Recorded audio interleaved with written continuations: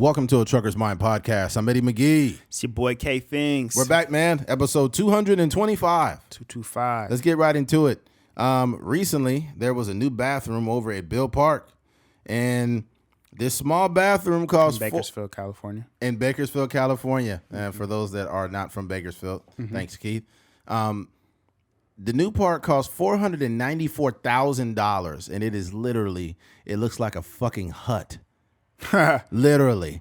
And the toilet looks like a prison toilet, and it's so small. Yeah. And it's $494,000. Let me read the article here. The new vandalism-resistant ADA-compliant restrooms at Bill Park are now open. I don't know what vandalism-resistant even means. Yeah, I guess like no mirrors in there, and I don't know. Yeah, I don't know. It's just a new way for them to rip motherfuckers off. This is how we're gonna steal your money. This, according to social media posts, somebody had tagged on it actually. Really? Already. When I was at the park, they were like covering up the. Oh my god! They were covering up some. Yeah. Graffiti or whatever. This is the first time the bathrooms have been redone in 60 years. Park construction and facilities planner Fidel Gonzalez told nothing is vandalism proof, but the $494,000 building, which has 4 separate gender neutral restrooms, has been engineered to come close. 4 restrooms? Are you fucking serious? 4? The wild part is like a house. Like the average house in that neighborhood, that Oleander neighborhood, like not the big houses that you see on Oleander, but like the normal, 3-bedroom, 2-bathroom, or 3-bedroom, 1-bathroom house over there, it may run you like 275, 300,000, something like that, right? That thing is like as big as this, smaller than this office, and it's $500,000. Yeah. My question is this: who's stealing the money? I would like to know who's stealing the money, Bakersfield. Who the fuck is stealing the money? That shit, I guarantee you, that project cannot be more than $130,000. Yeah. It cannot be worth more than that. That don't make sense. I don't know what contractors or whoever you use, but somebody's stealing the money. Somebody is paying for fucking escorts, and they're using the funding from that little bathroom and hiding it. Yeah. But the problem with it's houses with like literally on Oleander, houses pools. with pools and decent houses on Oleander. Yeah. That cost less than that or around the same price. That is ridiculous. And the funny thing too is you spent $500,000 on a bathroom, but that park, that same park used to have a pool in it back in the day. Yeah. It had like a small pool. Yeah. You get rid of the pool and you put a water park over there. Mm-hmm. And it's like, bro, it's too many doo-doo particles in there. In the water? Per the article we read about in Vegas and stuff. Yeah. Oh yeah, there's shit everywhere in the water. Some people just Did you ever go to that swimming pool over there? Back in the day, yes. Yeah, I used to go over there. Didn't it cost to get in like $0.25 or something like that? No, not to my knowledge. Yeah, I think it was. I had to pay like $1 or something to get in there. I'd be swimming all day. But basically, to the extent there's little to no exposed plumbing. It's all in the walls of the building or underground, and no porcelain, which can be shattered. I mean, it's fucking cheap. It's metal, man. It's prison toilets. Mm-hmm. Functioning vandalism-resistant facilities are now in 5 locations around the city. The project was funded with Federal Community Development Block Grant and Park Improvement Fund, Central Core Developer Reimbursement Funds. Well, some of y'all reimbursing y'all motherfucking self, because it doesn't make any sense to have a $500,000 bathroom it looks like a fucking it looks like one of those little coffee huts that you drive up to get coffee. You know what I'm talking about? Yeah. That's what it's barely smaller than that. Yeah. Yeah, exactly. That's what it looked like. Like, what is one, like I can't really say Dutch Brothers. Like the original Dutch Brothers that I went to, like in Nevada. It's small. Is like, but the Dutch Brothers out here are a little bigger now. Yeah, they got like real drive-throughs and seating areas and stuff. It's just big from full of nothing. Yeah, exactly. I have not been to Dutch Brothers. I don't like all those places, man. First of all, I don't like coffee. Mm-hmm. Second of all, that shit is just empty calories. Yeah, for sure. It's just a bunch of sugar and cream and mocha and chocolate, and it's just bullshit. That's just nonsense. I can't eat that. That's just my Dutch opinion. Bros got some good drinks though. Like outside of the, for me, I'll drink like a frappuccino like every now and then, not like every 5 months or something. But they got some other drinks that's pretty good. They full of sugar, obviously, but they're pretty good. It's like, goddamn, dude, you're trying to kill people. Yeah. This little kid's like, Mommy, I can't see. Yeah. It's like, dude, this is a fucking. They used to have this one drink. It had like a Red Bull and like watermelon flavor or something like that. That mug was fire. A what? It's like a Red Bull drink that they have, and they mix like different like flavors in there, like strawberry, watermelon, stuff like that. Oh, yeah, I know. Back in the day, they had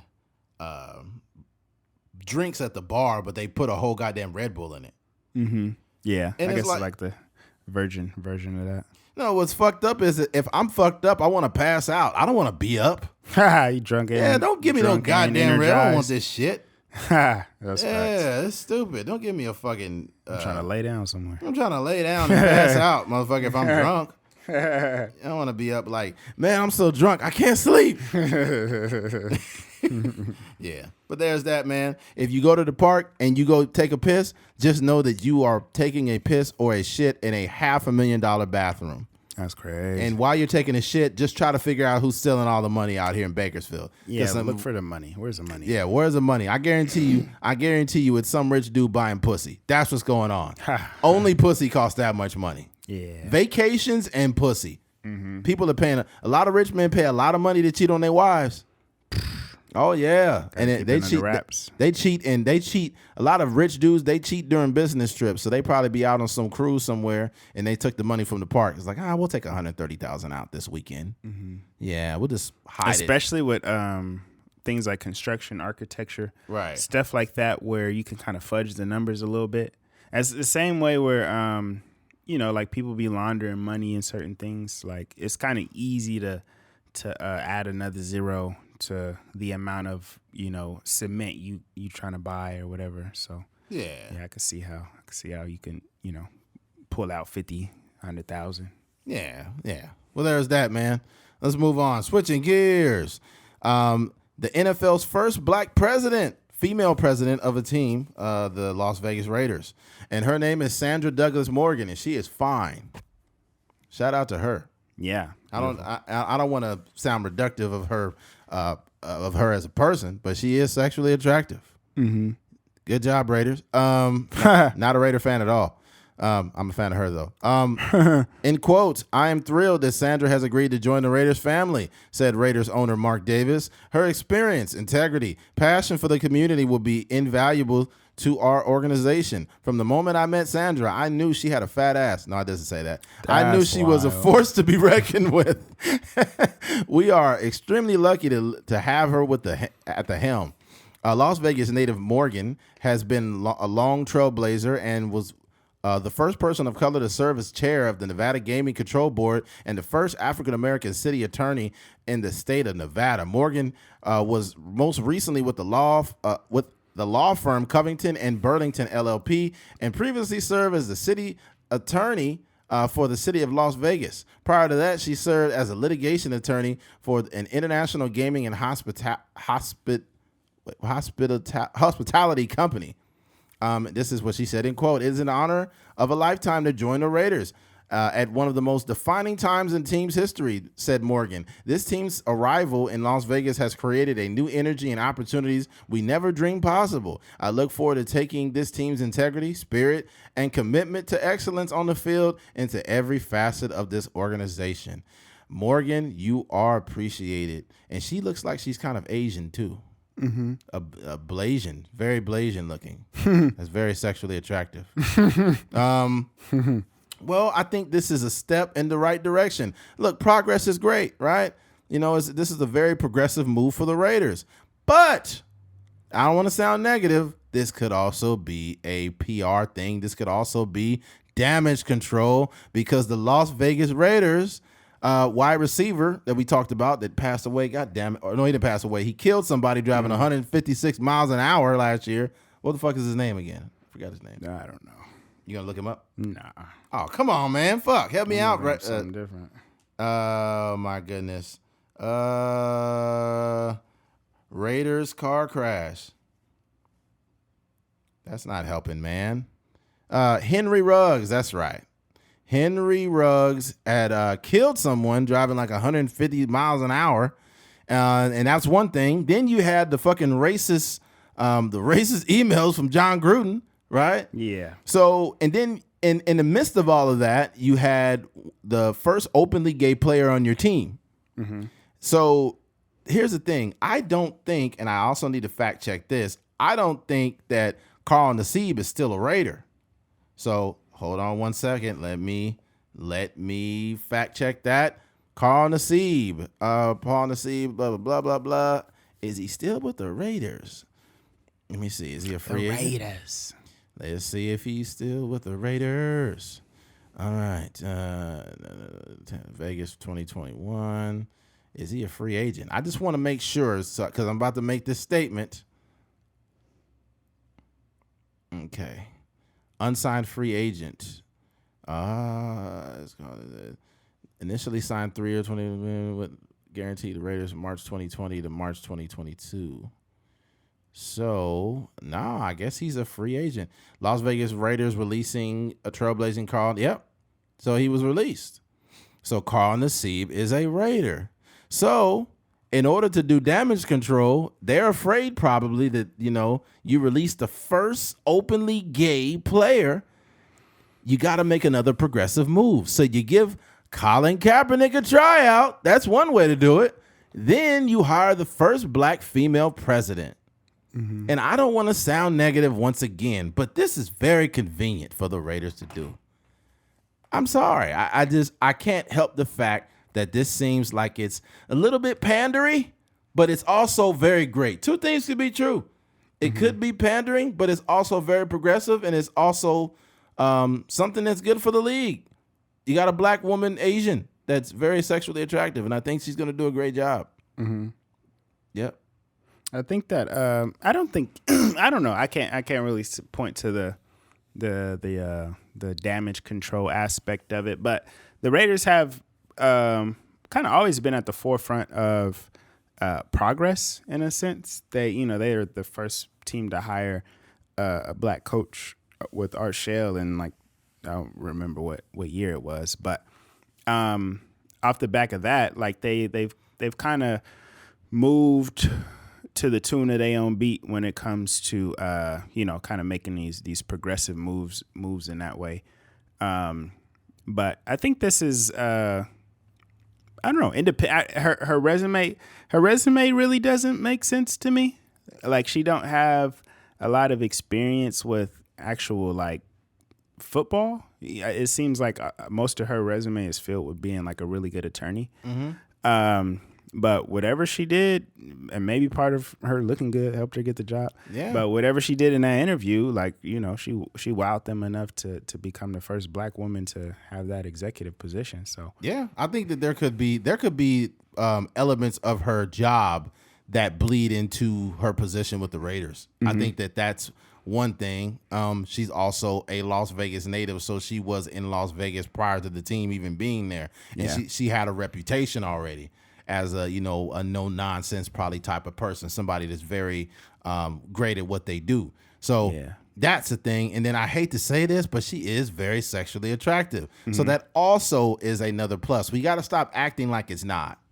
That's definitely a plus for somebody to where she walks in, she's smart. And here's another problem. Have you ever seen a chick that's super duper fine, right? Big booty, titties, all kinds of shit, right? And I'm not trying to be overly sexual, but let's just be honest here.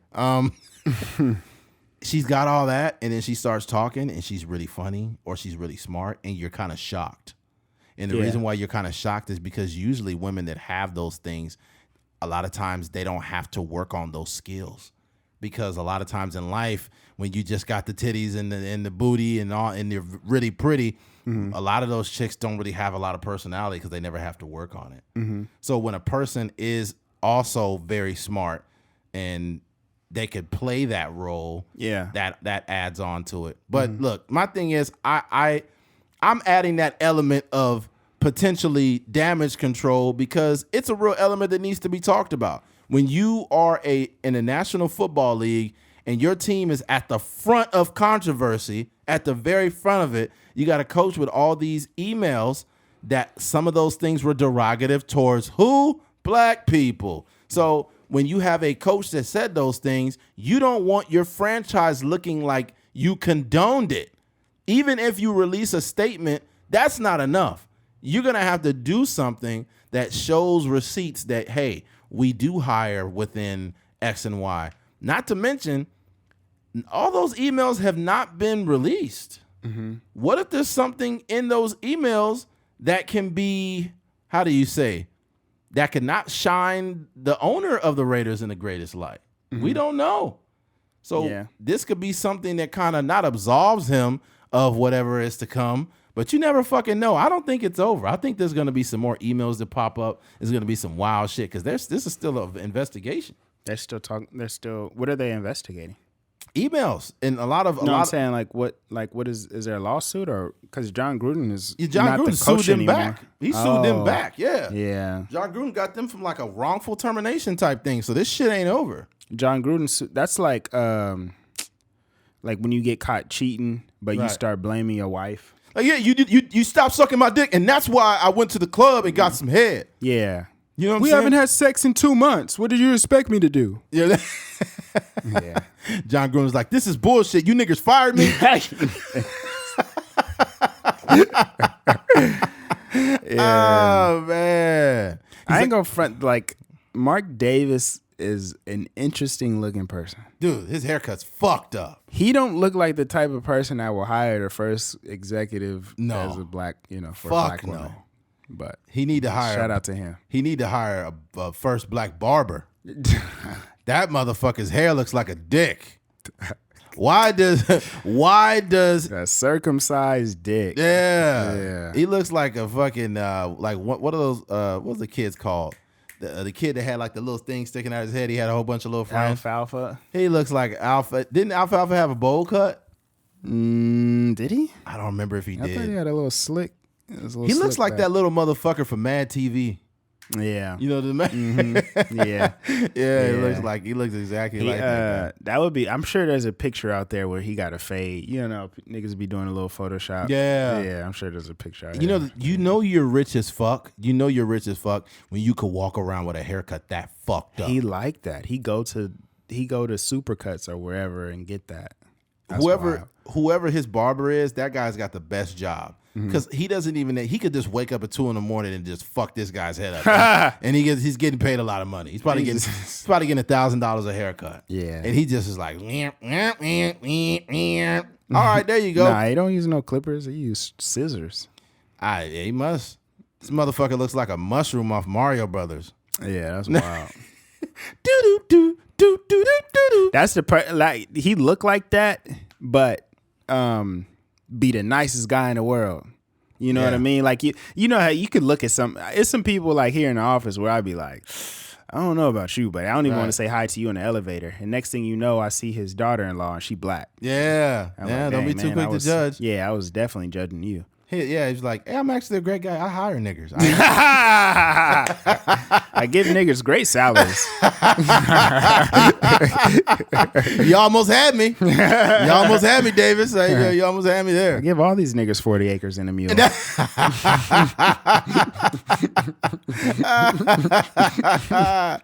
Oh, man.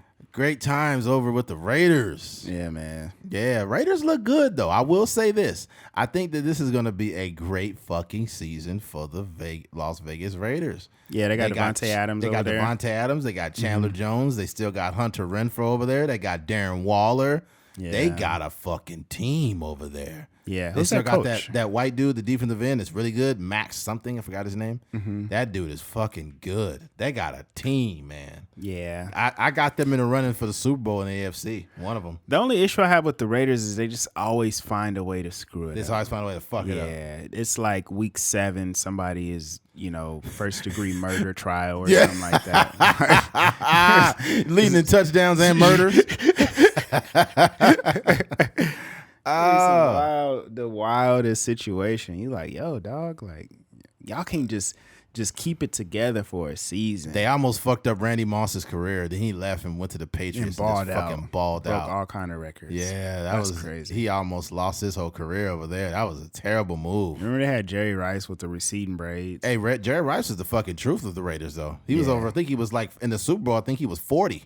Jerry Rice, 40, yeah, 41. just old running routes. Jerry Rice's hairline was fucked even he back them then. braids, bruh. Oh my god, Them mugs was hanging on. that nigga looked like he had brain surgery. The prefrontal cortex. Yeah, that nigga's head looked like a peeled tomato.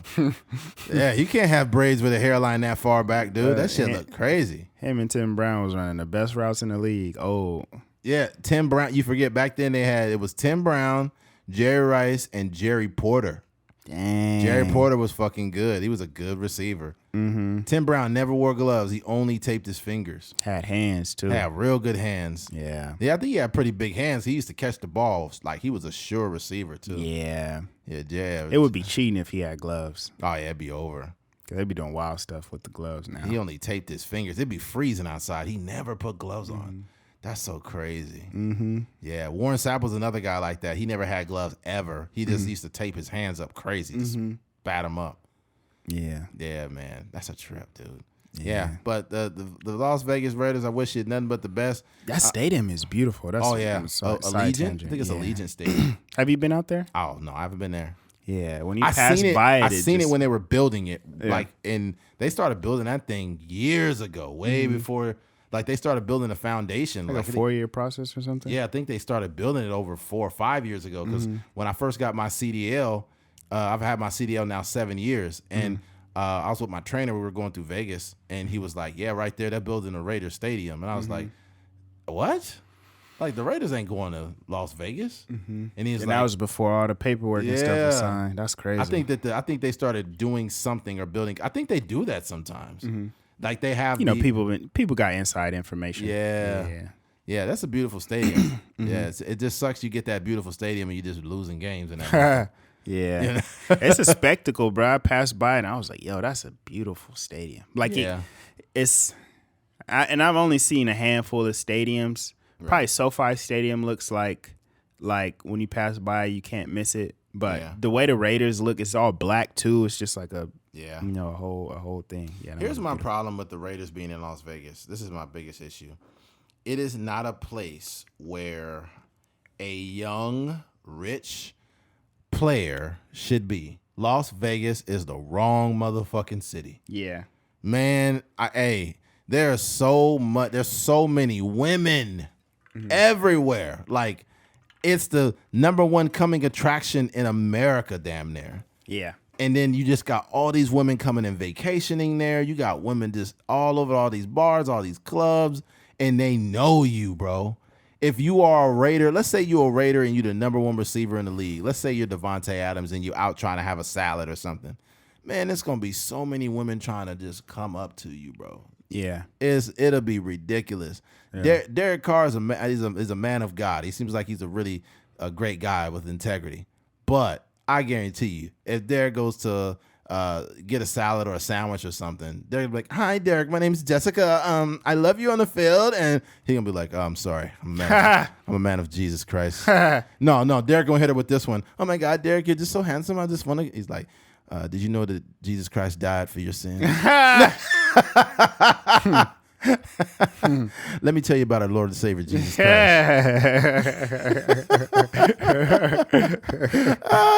That was coming. I can see Derek totally doing that too. Yeah. That's like the smoothest curve ever. Like, instead of telling you like I'm not interested, he just started just busting out all the Bible verses on you.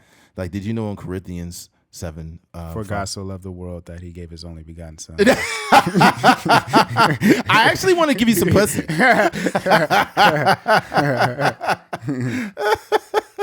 Thou shalt not give into the flesh. I know that scripture too, but like, it's hot girl summer and like I really just want to. Yeah. No, Las Vegas is it's a I think it's when they thinking about, I don't even think they think about that type of stuff.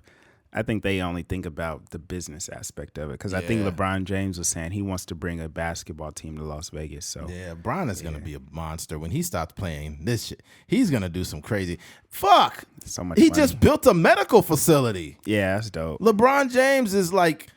The thing about it, like he's a very liberal guy, but at the same time, you can't the conservatives that go after LeBron, they just look stupid because LeBron backs up everything. Yeah. Like he said some shit that we talked about, like, kind of some misguided statements LeBron has made. He's kind of talking before he knew all the details. All the details. But like you can't say, well, what has LeBron James done for his community? What has he done?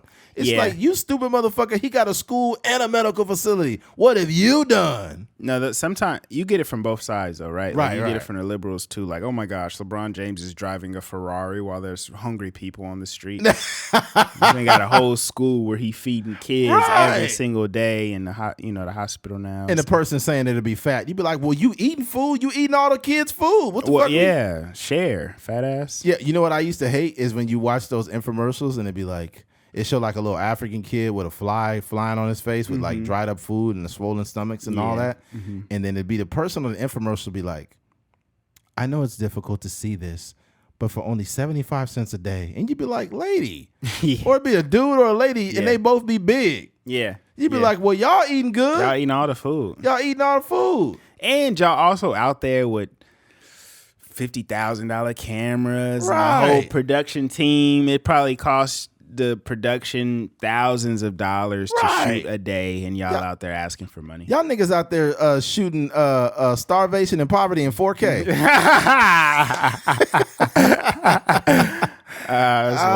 These niggas out there shooting skits with the hungry kids. That's comedy. Oh man. Also, I know it ain't no consent going on. Because that kid with the little pot belly with the fly. He didn't ask for that shit. Sign that. Yeah, he didn't sign that thing. He probably don't even speak English. He's standing there. He literally, in the 90s, it was wild, bro. It'd be late at night. You know what was, I'm going to tell you what was worse. What was worse than those commercials where they said, for only 50 cents a day, you can help provide a meal to 9 children. You'd be like, nigga, what are y'all feeding them? Yeah. 50 cent get them all of this? Powdered mashed potatoes. Like if you getting all them, you just feeding 7 people for 50 cent. Shit, where that food at? I can use that too. They bring that to me. Yeah. I don't know what y'all feed them over there. You can't get no meal for that. If y'all feeding 9 people in whatever African village for 50 cent, I need to just move to Africa. Like, you know what I'm saying? Yeah. A carton of egg whites cost me $7 out here, motherfucker. That's expensive, bro. Yeah.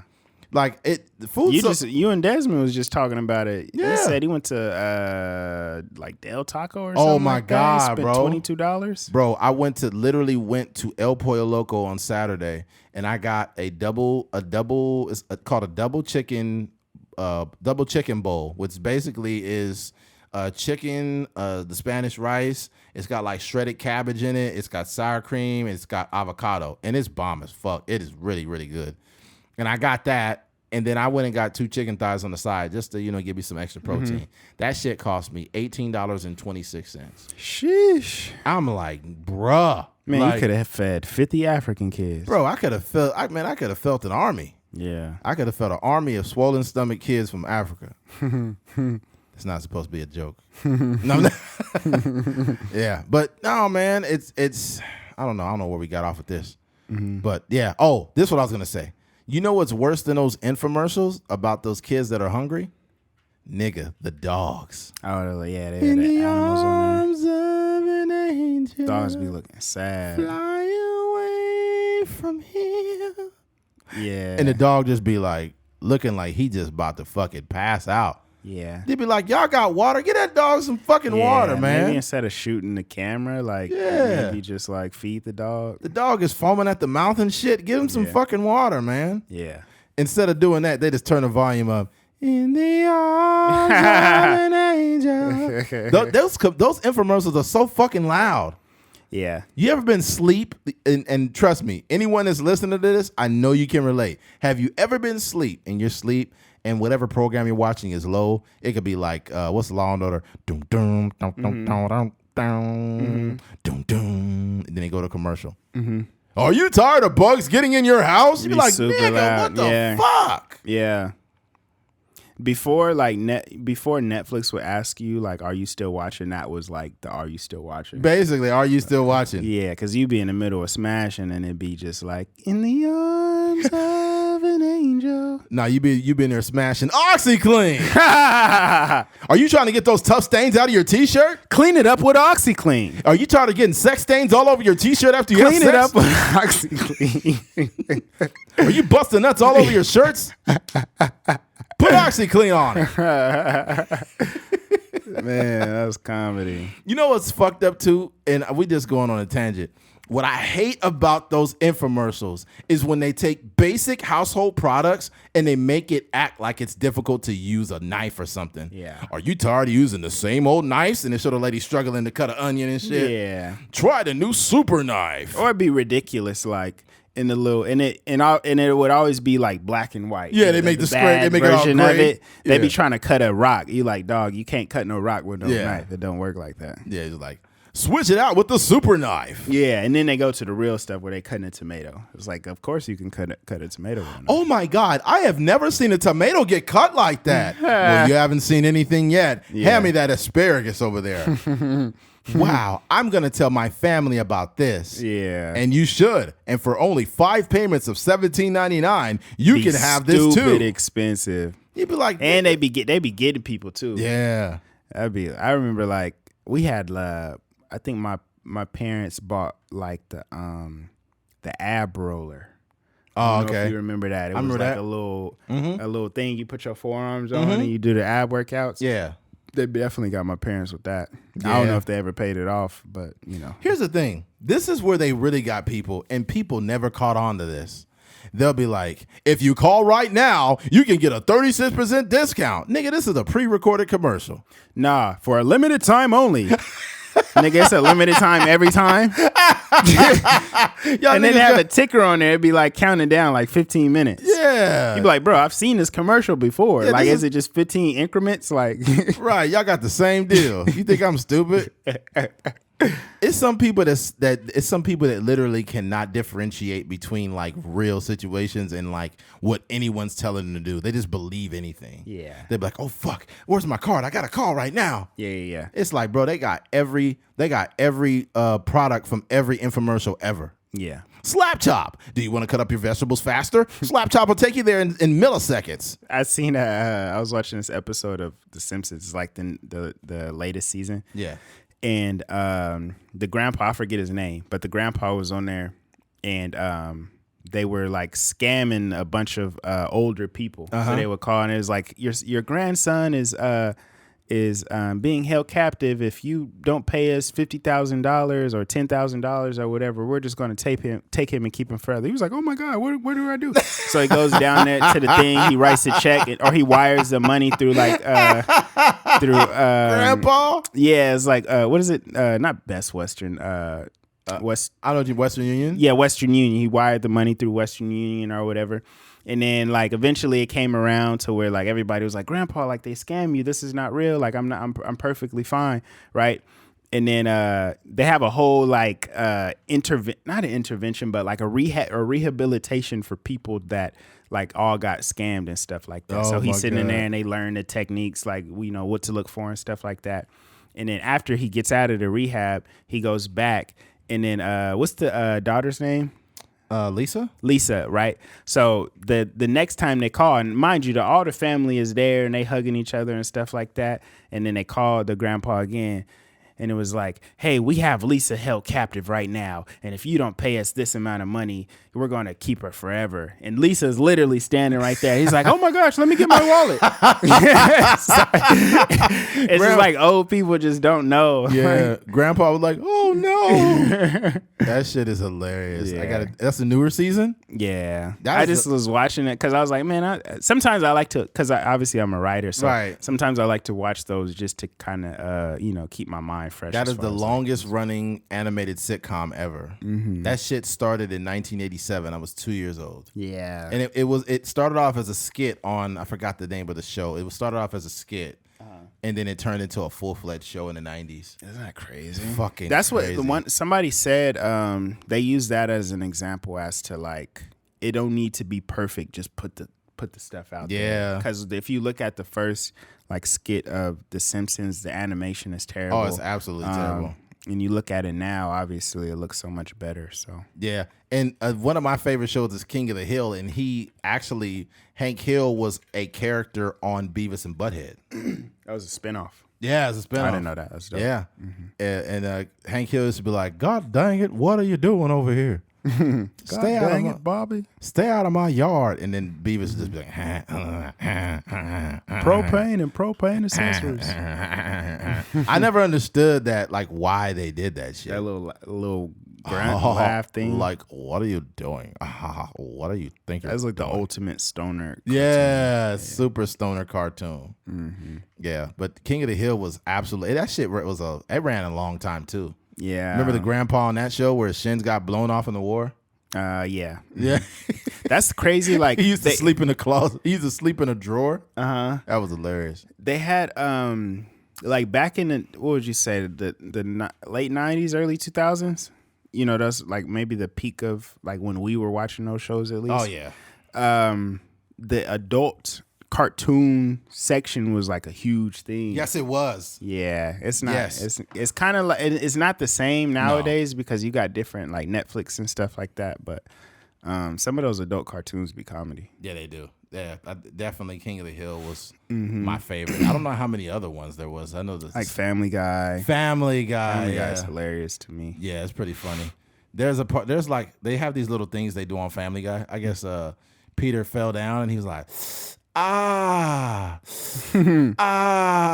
he just kept doing that shit. They do that a lot. I don't know what, like, maybe there's like a technique to it. There's one episode too where they have that song, the bird is a word, and they just keep doing that throughout the whole episode. Like every time they see the bird, they just keep doing that. Oh man! Or what about the dog with the shifty eyes? Yeah, that's on The Simpsons or on A Family Guy. You talking about the one that just kind of walks on the front? No. The dog. I think that's on The Simpsons, where it's like the camera zooms in and it's a dog that like moves his eyes like this. Oh, I don't know. Yeah, that's on The Simpsons. I think. I like South Park too. South Park is pretty. South Park is pretty funny. It ran its course, but it was funny when it was on. Mm-hmm. Yeah, that was a good show. But yeah, we completely took off of the Raiders conversation, but it was definitely.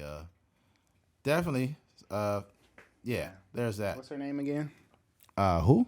The lady that got hired. Oh man, it's right here in the article. We totally left. Her name is Sandra Douglas Morgan. Sandra Douglas Morgan. Shout out to her, man. That's a huge step, you know, for us as a people, and you know, for the NFL. Not only a black person, but a woman at that. So that's a huge deal. It'd be like some low key, like some sneaky women out here, especially black women, that be doing amazing things. Like the CEO of the Mavericks is a black woman as well, and you know she got hired. Maybe like during the George Floyd situation, somewhere in there. And you know, like just kind of having that perspective as a black woman and a person of color, you know, as far as like what the team can be doing in those situations, and right. she played a huge part in that. So I'm curious to see what Sandra is able to do, you know, with the Raiders, and especially dealing with race issues and stuff like that in the NFL. And she'll have a different tone too, because I think a lot of times, like, you know, with these like lame quotes like end racism and love each other and all that on the football helmets and stuff, it's like fake. I think a person like that will come in there and be like, yo, that's cool, but that's kind of like, that's very vague, and y'all kind of playing both sides of it. Right. Like, let's really get in here and do something. End racism. Yeah. Like that, to me, dog, it's just, this is why I kind of felt that this was damage control. I think it's progressive. I think it's great, but I think it's damage control too. Because back when Ray Rice was socking his girl off that goddamn elevator, all of a sudden there was a bunch of different quarterbacks and just NFL players on a commercial, and it says, never, never, never, never, never hit a woman. That was the commercial, literally. Yeah. And I'm thinking, like, first of all, domestic violence is not a woman on man thing. Like, it's domestic violence is domestic violence. But it was there's really a lot of women that it's a huge percentage of women that are involved. It's in just domestic underreported. violence. But more importantly, I felt that it was pandering. The NFL just wanted to make itself look like it was separated from Ray Rice beating his girlfriend like that.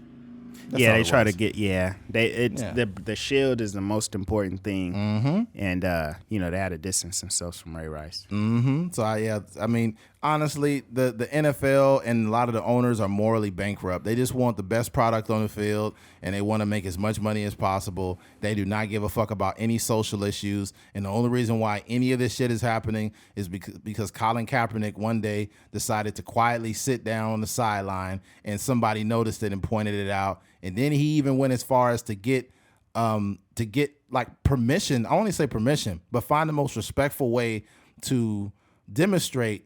And he got an army. He got a Green Beret, right? A guy that served in the military, and he took a knee, and people still said it was disrespectful, which is like that's neither here nor there. But he does that, and then that triggers all of this shit today. In racism, it takes all of us. Like. These are very vague statements. Yeah, I hate that. Yeah. It's basically it's just inauthentic is my problem. Yeah, like we know what we talking about. We talking about, police brutality. We talking about, these different situations that happen in real life. Like George Floyd having the response to the George Floyd situation, and you have end racism on there. It's like, dog, that's like, what are you talking about? That's just it's soft enough that it's not gonna ruffle no feathers, and that's not gonna work. Right. That don't work for me at least. Yeah, you got like Jerry Jones, like, look here, now what we gonna do out there? We gonna get out there together. We're gonna lock arms. We ain't gonna take no knees. We're gonna start off taking a knee, and we're gonna stand up and lock arms. That's what we're gonna do. And it's like, Jerry Jones, sit your ass down somewhere. Get your old. He looked like his fart stank real bad. You know how some old people have like a bologna smell. And Jerry Jones smell. He look like he smell like bologna. Jerry Jones smell like bologna. Fuck. Oh man. Jerry Jones look like he just smelled like skin. You know how old people got that old skin smell. Yeah. You'd be like, God damn. Can't get rid of it, huh? Old people smell like a bunch of pennies. Just a stench. You're like, what's going on here? It's like some stale bread. Yeah. You're like, yo, something ain't right about this. All right. Switching gears. A man only fed his child McDonald's instead of all of his stepchildren. Actually, they weren't his stepchildren. They weren't his stepchildren. They were just his baby mama's other children. His son's siblings. Mm-hmm. All right, here it is. Baby mama blasts father of her kid for bringing food just for the child he fathered.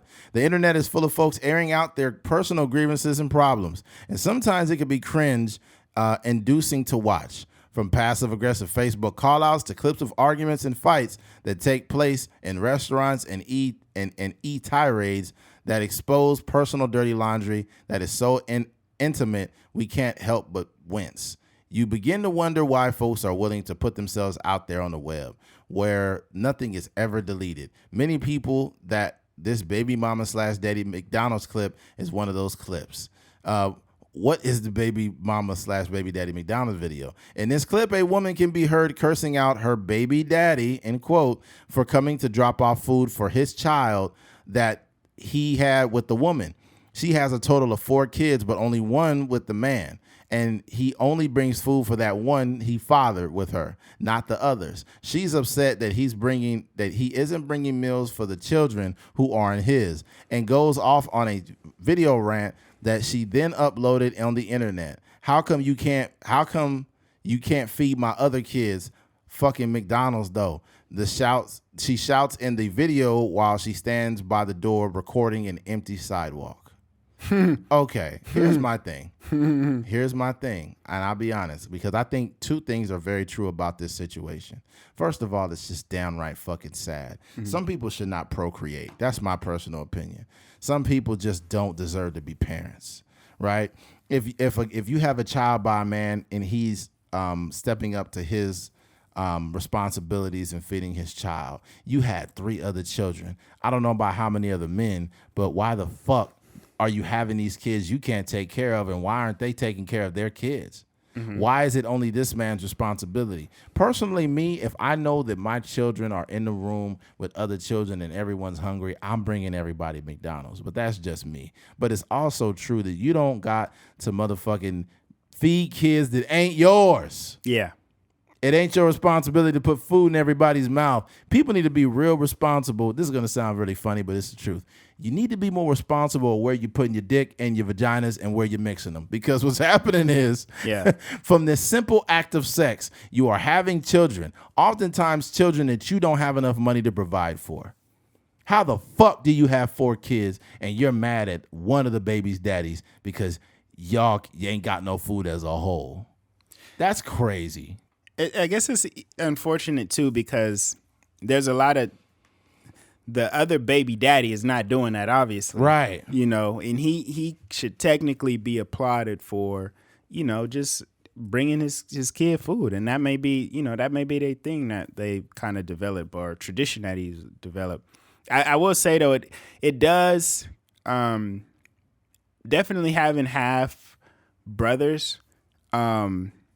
I can see how that, or I have a half sister as well. I can see how that can be very divisive. Yeah. Like, you know, you got such and such dad treating, and it is different because they're not in a relationship, you know, so I haven't necessarily experienced that. But I do see how, like, you know, because my older brother, his dad will buy him, like, you know, certain games and stuff like that. And you'd be wondering, like, dang, man, like, you know, I want a PlayStation too. I want some Jordans and stuff. So I can see how that can create a certain level of division between the children.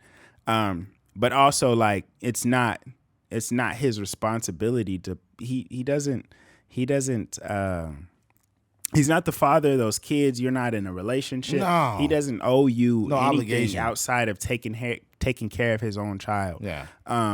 But also, like, you know, I'm saying with Eddie, like, I don't see a world really where I'm only buying my kid McDonald's. That just kind of looks, and I mean, I think I was hearing on a couple other podcasts, they were just talking about, like, yo, if this is a situation, just take your kid out. You know, pick your son up. Yeah, go grab some food. That way, he just not eating McDonald's in front of y'all. Yeah, you know, everybody everybody put some money in his hungry. pocket too. Exactly. I'll be like, don't tell your mama, don't tell nobody I gave you $50.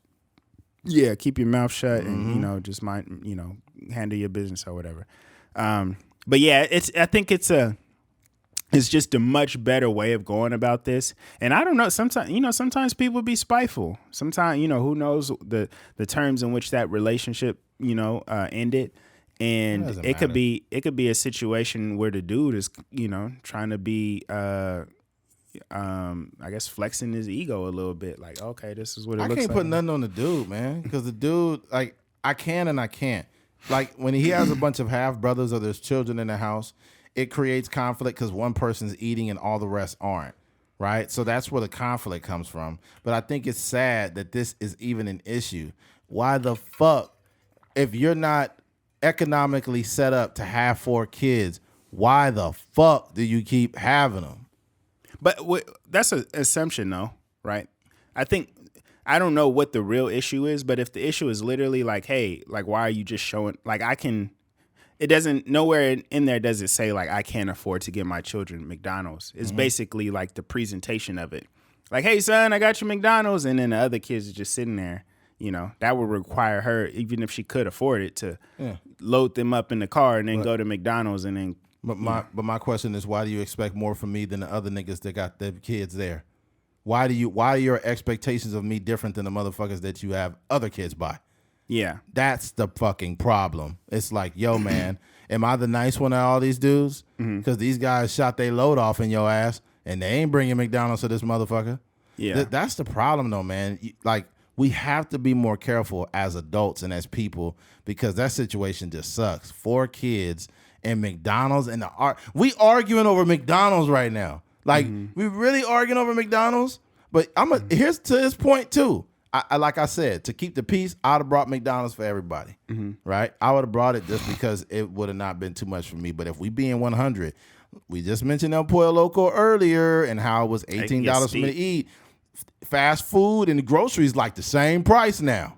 Yeah, I used to be able to save money. Save money at the store, but it's not as much. Yeah, not as fucking much. I guess for me, if the issue is that it's still fireworks. Yeah. If the issue is for the woman and you know, I don't know all the details, but if the issue is for the woman, like, hey, I don't like this presentation. I don't like you coming and and specifically giving your child McDonald's. Like, it's not an issue about money or whatever. It's not an issue about you taking care of my other kids. If it's an issue of, I just don't like you almost singling out your son and I have these other kids just sitting here, I think her argument is valid. If her argument is like, I need you to take care of everybody else, all my other kids, and that's a completely different conversation. Like, those ain't his kids, like we said before. But yeah, like I said, I mean, I live that. I have I have half siblings myself, so I understand how that can be. It just don't look good in terms of like, and not even that he needs to take care of the other kids. But it's just like, if you're not going to provide food for everybody, or at least let me know that you coming over here popping up with McDonald's, then you gotta figure out another way to give your kid McDonald's. Yeah, man, this is just such a trivial conversation to have. Mm-hmm. There's not a whole lot else we could say. I think the number one thing I could say is I just feel sad for that whole situation. Yeah, I just feel sad for it. Mm-hmm. And, ultimately, a fight ensued over McDonald's. You give them McDonald's, but you can't give my kids McDonald's, and they all brothers and sisters. And it's like, oh, my God. We really fighting over McNuggets right now? That's wild. That is a fucking wild conversation. Mm-hmm. But, hey, I'm going to keep it real. And me and Keith are both not broke at all. McDonald's is expensive now. Yeah. Yeah. It's expensive. You can't, I mean, like, it used to be a thing where, like we talked about the groceries versus fast food, but it used to be a thing like, and I don't even eat fast food as much anymore, but it used to be a thing where you could get a decent meal for like $5, get a couple things off the dollar menu, get you a drink and you be solid. But now you spending you probably at the lowest for a meal, you probably spending $10. Man, like 12. 12. I remember back in the day when it was a real dollar menu, it would be like a McChicken. Bro, first of all, I remember back in the day when burgers was on like Wednesday, they had like a cheeseburger day, like cheeseburger Thursday. Where? At McDonald's. At McDonald's? The burgers was like 50 cents. No bullshit. It was one day that was 29 cents and another day it was like 58 cents for the cheeseburger. Yeah. And I remember like on days like that, I used to go crazy. Dang. That we talk about, that was in 2000 or 2001. Mm-hmm. You go to McDonald's, it'd be like cheeseburger Tuesday. Hamburger Tuesday, which is a regular hamburger. And then they had cheeseburger, I think it was Thursday, and it was like 59 cents on that day. And you go in there with a couple dollars and just go crazy. Get a crazy. I remember I got a lot of cousins. Yeah. I have 15 aunts and uncles.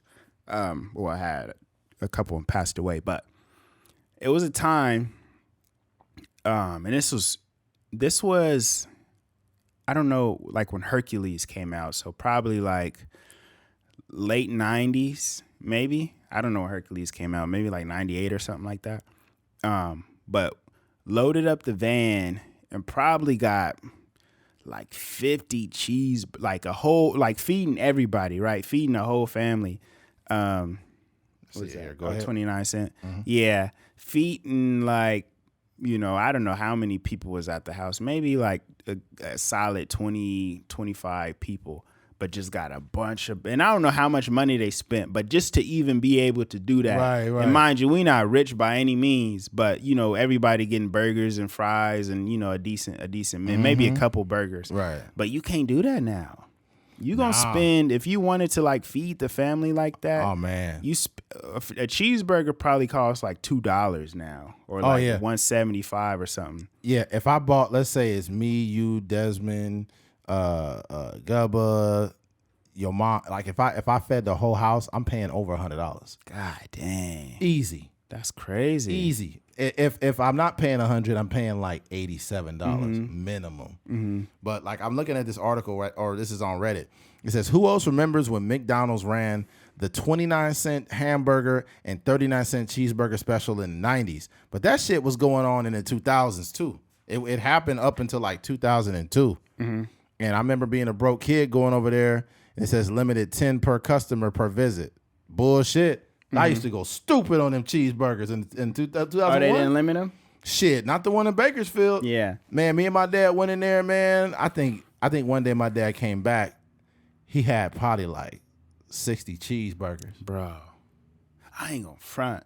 Like, I don't know if it still hit the same just because, you know, it was a different era in our life. Our palate was a little bit different. Yeah. But it wasn't nothing like that American cheese on that McDonald's patty with that bun. Just that combination used to be so fire. On which one? I'm just saying, like any McDonald's burger, but a cheeseburger, whatever, just that combination used to taste so good. You know, especially it's like decent. It's still decent. You would just look forward to it. Like I know, like with my brother, he be taking his kids to McDonald's. Like it was just an event. You know what I mean? Like as a kid, like damn, we get to get McDonald's. Yeah. I mean, now we paying for it ourselves. It's not. Now the same it's like experience. fuck it. Let me get 3 McDoubles.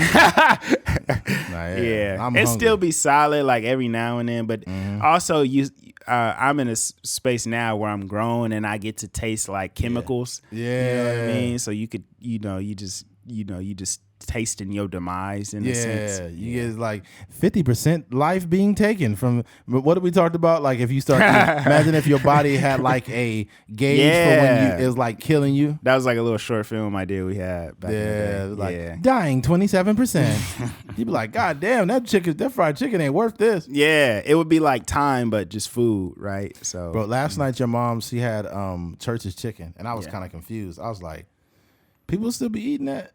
Yeah, my mom don't be eating the healthiest food. She just be buying stuff. I haven't had Church's in a minute, but I've had some good and bad experiences. I had one time it was just greasy, real oily. And I was like, I ain't going back. But they got the best biscuits. The biscuits is fire. The biscuits is ridiculous. One time I went on like a low key mission. Like I don't know where I might have I was cooking something at the crib. I went to Church's to get the biscuits. And then I went to Chick-fil-A to get the macaroni and cheese. Ooh, so you was just on a... That was like a low-key combo. It was you crazy was doing a science project. Yeah. How many chemicals can I mix in one meal? Yeah. Damn, you had all the chemicals that night. Yeah, it was delicious. You turned into a motherfucking Hulk. you ate that macaroni and like, oh, Keith mad. Oh. Eating it with my hands like... Oh man. Yeah. That's a trip. I don't know why I was thinking about fucking why was I thinking about Goldilocks and Three Bears and the porridge? Who's been eating my porridge? Oh, go ahead. My bad. We didn't even know what the fuck porridge was. Bro. Yeah, I don't know what porridge is. Who's been eating my porridge? Porridge.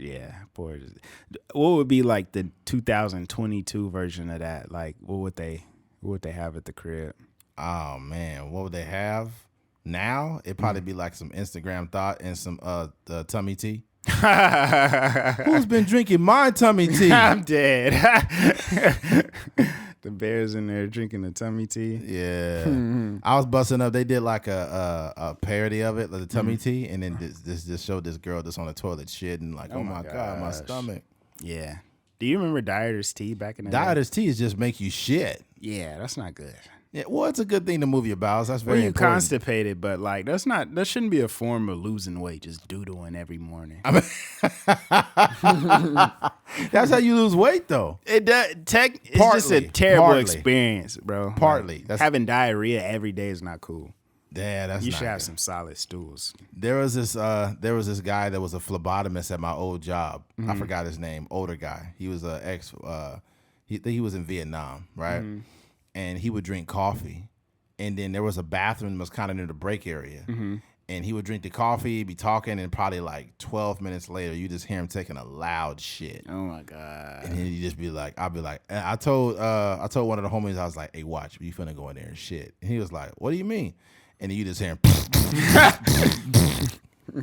Be like, bro. It's one thing when your butt making noise, but when you grunting, it's a different experience. Yeah, like, Some niggas be having aggressive doo-doos. Oh, man. I think the funniest ones, though, is like you'll be in there washing your hands. It'll be all quiet. And then you just hear like. It's like, yo, that's wild. Yeah. Oh, man. This dude's booty hole is whispering back here. At some restrooms, like, if it's one stall and one urinal and somebody in there taking a doo-doo, and you could smell it, like, as soon as you walk in, I'm just going to a different bathroom. Bro, that bathroom, man, some people just, they shit smell like they just got, like they ain't never cleaned their bowels out. Yeah. They just, oh, man. Yeah. Like you got a heavy diet of just nothing but McChickens every day. Your stomach, your diet is just 93% McChickens. A little bit of water and the rest McChicken. Yeah. You're just like, oh no, bro. Yeah. You know your stomach is sick, bro. It shouldn't be that bad, dog. Yeah, your stomach is fucked up. Well, all right, switching gears. Model Naomi Campbell receives an honorary degree. And for those that don't know what an honorary degree is, it's basically like, hi, here's a very fabricated document showing that you did nothing to earn it. But here it is. Naomi Campbell receives honorary doctorate. Never quit, end quote. This is what she said. Naomi Campbell earned an honorary PhD Thursday from University of Creative Arts in London for her work in fashion. The supermodel who rocked a beige jumpsuit and leather boots with her cap and gown took stage during the graduation ceremony of UCA Epsom students at the Royal Festival Hall and shared some advice with the graduates. And they show her throwing her cap and gown in the air, and it basically she's crying and everything. She's very emotional about it, and it says, "Never let anyone change the way you feel. Change the course of what you and your vision and what you want for yourself," she said. Campbell also noted how she was raised by a group of very strong women, including her mom, sisters, and grandmother as well, as these 3 Ds for success: dedication, determination, and drive. First of all, who wrote that? Second of all, yeah, somebody wrote that for Naomi Campbell. Second of all, you got to be delusional to be up there happy for something you didn't earn, man. I'm sorry. I don't believe in participation trophies or things that I didn't directly earn. She's up there literally like, never give up. Nigga, what did you earn? You're a model. You literally got by having good looks. Yeah. So what the fuck, bro? It's wild to me. And maybe I might sound very pessimistic, like, oh my God, Eddie, you're just making a big deal out of it. But it's like, dog, honor. Imagine if they said, if USC hit me up and said, Eddie, we've been listening to the podcast. We want to give you an honorary degree in communications. I'd be like, man, I ain't going up there. You know how many students is in debt, all that college debt and all the work and all the homework and shit? I don't deserve to be up there with them. Yeah. Leave that ceremony for motherfuckers that earned it. I didn't earn that. Yeah. And she got a like creative arts or something like that. That was she got a PhD. Yeah, and I think from my understanding, she is primarily a model, right? So I don't know even like how creative she is, right? She's just a person that has good poses and she looks good and she's on the cover of magazines and stuff like that. That doesn't necessarily require a lot of creativity. No. I think that for me, being a person that is still in debt and a person that went through hours and hours of college courses and stuff like that, for somebody to come and just get an honorary degree is almost disrespectful to the people that put in the real work and how to get the grades and how to take all the finals and stuff like that. I get the honorary degrees in some instances, right? There are some people that are so like fascinating or so great at what they do outside of the educational system that it kind of makes sense to give them degrees, right? Like I think Justin Timberlake and Missy Elliott and Kanye West got like these, kind of arts scholarships, but Kanye West designed the Yeezys and stuff like that. You know what I mean? His music catalog is crazy, super creative. Like it only makes sense to give it to him. Justin Timberlake obviously like plays all these instruments, great songwriter. Missy Elliott, great songwriter.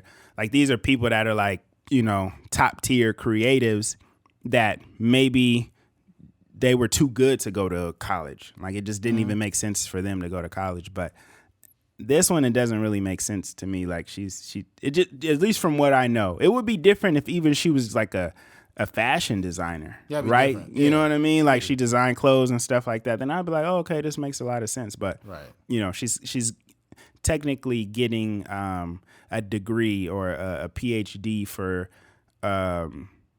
in a space where there's not really a category to dignify what she does. Yeah, like they don't give out.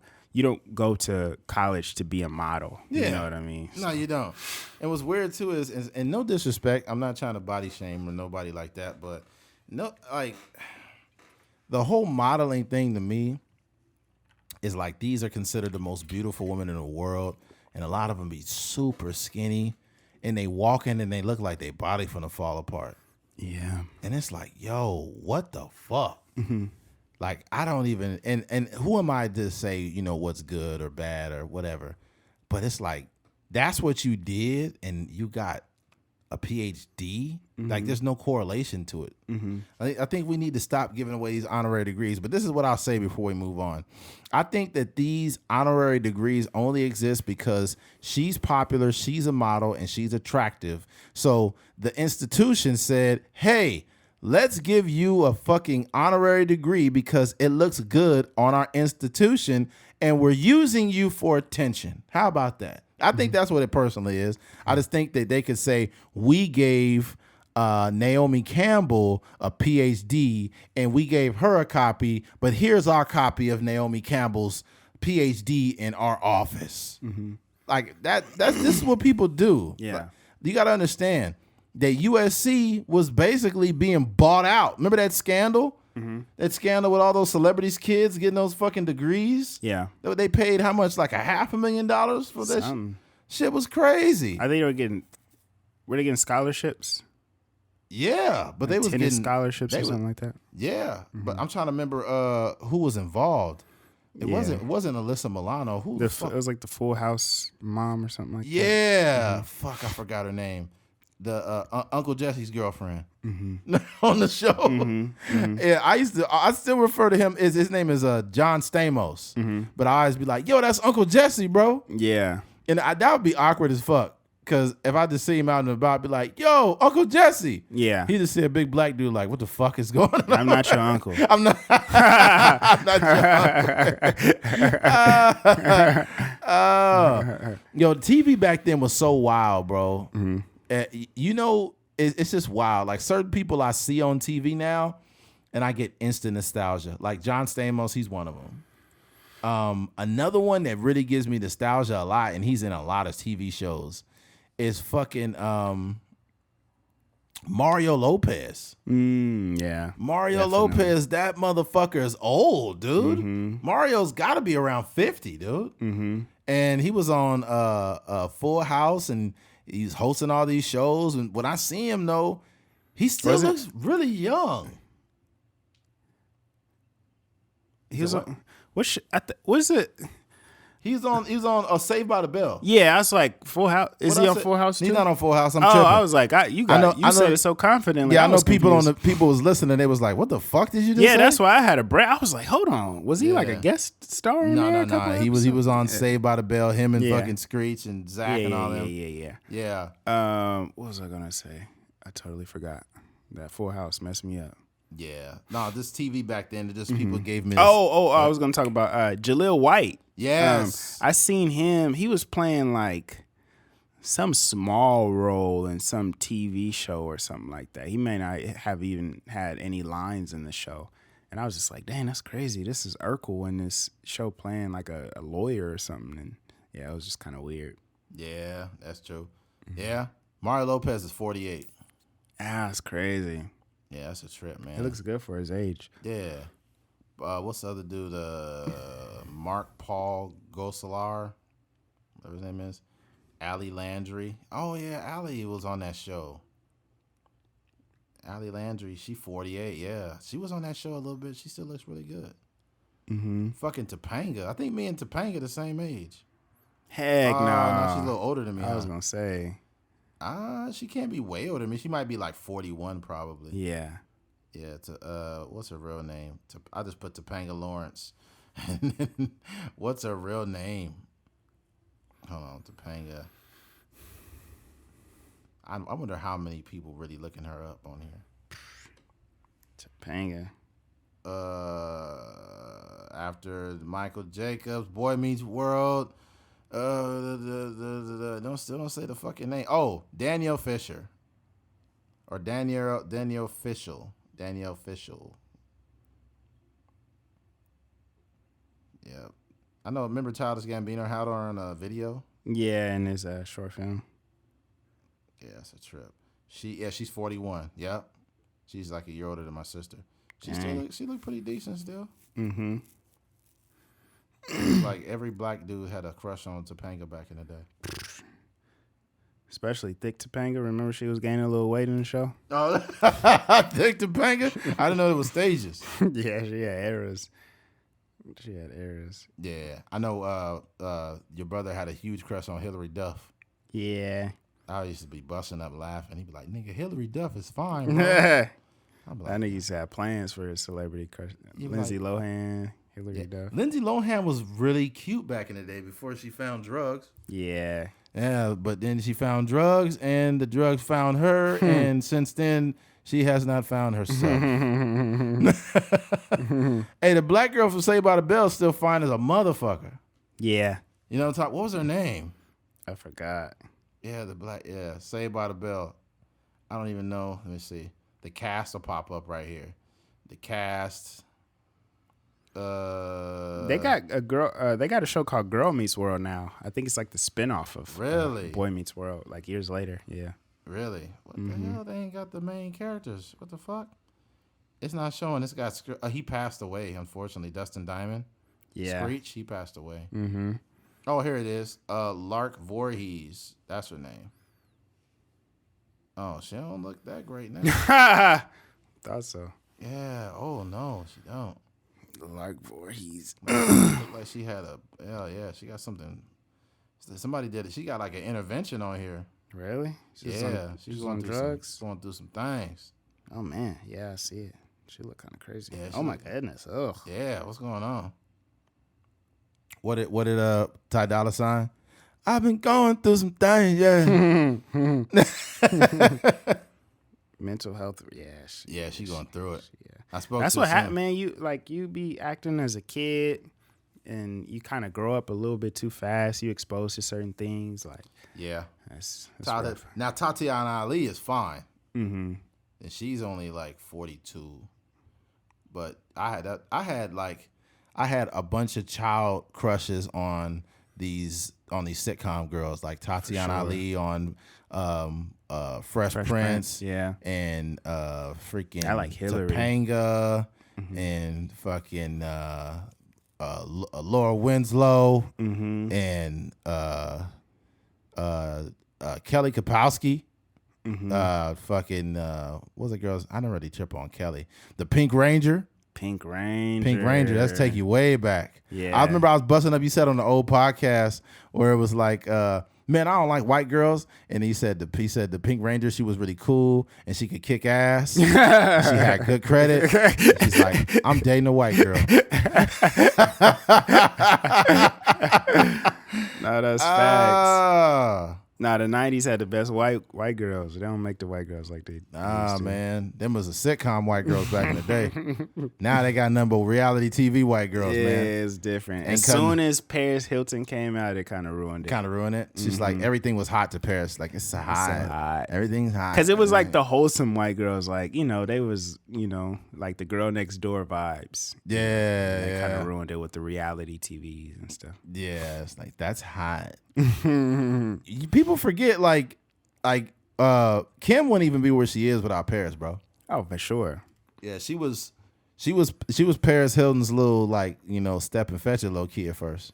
I think Kim kind of, I don't know if she did it intentionally or she was just the attractive friend or assistant, but she kind of maneuvered her way through relationships. And I think we would be dismissive if we didn't acknowledge the fact that she dated a lot of famous people while she wasn't really that famous. Who? Kim Kardashian. Yeah, I mean, but she was really sexy. That's not hard to do when you're an attractive woman. Exactly. That's what I'm saying. Like, when you're an attractive woman, you could. It's women from Bakersfield that have dated professional athletes, like, or rappers. It's just because they're attractive. A woman's attractiveness will get her in doors that a man could never get in. Yeah, Blueface's ex-girlfriend is from out here. From out here? Mm-hmm. Yeah. That's just kind of, you know, the pretty privilege. Yeah, that's pretty much all it is. Hey, you look good. Come in. You could come in. Yeah. Open the door for her right there. Yeah, We've seen, like, girls from Bakersfield at dinners with YG and stuff. Yeah, you know, some weird stuff. You know, I'll be like, I see those pictures. Like, the girls will be like, oh, my God, I'm backstage with YG. They'll be sitting on his lap. He'll be like, oh, no, he just fucking her. Yeah. Yeah, you know, No, YG true. ain't gonna let nobody be that close and just be friends. Mm-hmm. Or you'll see like a rapper grabbing a chick's booty from here, and you'll be like, "What the heck?" Yeah, we be seeing some wild stuff. Yeah, we see it, rappers man. and We see it. We see all here. Mm-hmm. Let's go ahead and move forward. Switching gears. Arizona 8 feet law. Basically, there's a law that has been passed out in Arizona. Let me go ahead and pull that up really quick. It is... Boom. Here we go. New Arizona law criminalizes filming police from less than 8 feet away. The new Arizona law will make it illegal to film law enforcement encounters from closer than 8 feet away, except in certain circumstances, such as when the person recording is the one being questioned by the authorities. Arizona Governor Doug Ducey, Republican, signed the bill into law Wednesday, which will make it a misdemeanor offense to record police activity at close range after officers have issued a verbal warning. Republican State John Kavanaugh, who sponsored the bill, wrote in an op-ed in the Arizona Republic that the purpose is to protect against distractions and potential harm, particularly when police are involved in violent encounters. He wrote that police told him groups hostile in the officers officers followed him around, filming 1 to 2 feet behind him, which Kavanaugh called a dangerous practice that can end in tragedy. Let me be clear when I say this. Do I really like this? I don't really care for it, but I will say this is actually a good thing. Mm-hmm. And here's why. From a conservative standpoint, they're like, we got to protect our cops. We got to protect the police, right? We got to protect the police from these mobs and these people trying to hurt the cops. But believe it or not, this law is best for the people, and here's why. If you are that close up on a cop recording him, if he's not seeing that you have a phone, or he might think you're being aggressive towards him and he shoots you, it literally is avoiding a tragedy. Not to mention, I'm a little over 6'2", so I'm using my height. If I'm only 6 foot away from somebody, that's really close. Mm-hmm. That's really close. If I'm 8 foot away, that's still pretty close. Mm-hmm. However, what's crazy is you could get the same coverage if you're trying to record the cops and you think they're doing some wrongdoing. You don't have to be right up on them to record them. You need to back up from the police because they have the legal right to shoot you. Mm-hmm. I know a lot of people be on the internet like, man, fuck the police. Look what they doing. Look at these pigs. Look at them. They got the... But bro, that's going to get you hurt, man. Yeah. That's going to get your ass hurt. Back off the cops. Back, like, dude, get away from the police. At the end of the day, every cop is not out to get everybody, right? Yeah. But, because there's some cops that just want to do their job, man. They don't want you all up on them. But even the best cop that's trying to be peaceful is going to be like pretty reactive if you like 1 foot next to him, 2 feet with a phone, and he got his gun on his hand. Like, yo, do I got to shoot this person? Mm-hmm. This protects the cops and the people, more or less the people. Because if the cop can see you from far enough away and see you ain't got no kind of weapon or something, then he'll feel more safe. Mm-hmm. But now this could work against the cops, because if you're standing 10, 12 feet away and they pulling a gun out on you and walking up on you and it's on their body cam, guess who's getting in trouble? Cop's getting in trouble because he's breaking his own law. Mm-hmm. If you're standing away from the cop and the cop's like, hey, get out of here. What are you doing? You'd be like, you're walking up on me. Keep your distance. I'm standing 13 feet away from you, man. What are you doing? Yeah. You know what I mean? So it's going to work against him. I think that this is not a terrible thing. I've seen a lot of people who are very liberal that were like, I'm tired of them protecting the police from everything. And it's like, bro, look at the phones we got. We could get the same fucking coverage if we're trying to record the cops. We have a Zoom feature. And by the way, if you're only 8 feet away, you don't have to Zoom. You can just get the same coverage. Yeah. Like, you get the same shit. You're not missing nothing. You ain't missing shit. Yeah. It's a thing. I think initially when I heard this, I was like, oh man, here we go again. But when you actually think about it, it's protecting everybody involved, you know, just in terms of it's be some hostile events going on. Sometimes it just be some routine traffic stops and stuff like that, you know, people want to catch on camera, and you know, there's nothing too crazy going on. But there's like situations where cops got to pull out tasers, cops got to pull out guns and stuff like that. And you know, if you standing too close to them, it's just a messy situation. And I think a lot of times people, you know, like you were saying before, there's a lot of these people like holding their cameras up all in the police officer's face. Like, I know my rights. I know my rights. I know my rights. I can record you under such and such bylaw. I can record this. Steve Jobs said I could but yeah, it just like those. And I can imagine, I get annoyed by it not even being in the situation. So I could understand how a police officer may just be doing their job, like I said, just arresting somebody that's doing something wrong. Maybe they caught somebody stealing or something. It's just a regular arrest. They putting the person in the back of the car, and then you got this person all in your face with a camera. Like it's just not good for the whole situation. And I think this is only in Arizona, but I think this is going to start to spread across the country, especially now. Yeah. Like, obviously, we didn't have camera phones, you know, a few decades ago, so this wasn't even a conversation. But now, obviously, the laws got to get updated because, you know, we just got so much more technology. So I can see this, you know, being. I think it'll probably hit. Usually, what happens, it hits the major states first. The New Yorks, the Miamis, the Floridas, and then the Californias and Texases. Maybe not Texas, but it hits these states first, and then it starts to trickle down to all these other states. So it's a good thing, man. Like you said, you could catch the same coverage standing 8 feet away from the, you know, whatever altercation is going on, as you can just being right up on them. And I think the people that be right up on them, it's like an ego thing. Yeah. Like people just be flexing they knowledge of the law or whatever the case may be. Yeah. Yeah. At the end of the day, man, make sure you guys are doing what's safe for you. And if you feel like a cop is doing some wrongdoing, make sure you record him. Mm-hmm.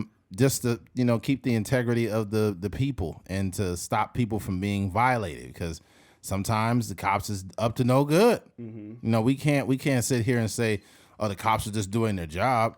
It's not your job when you walk up to people and just assault them.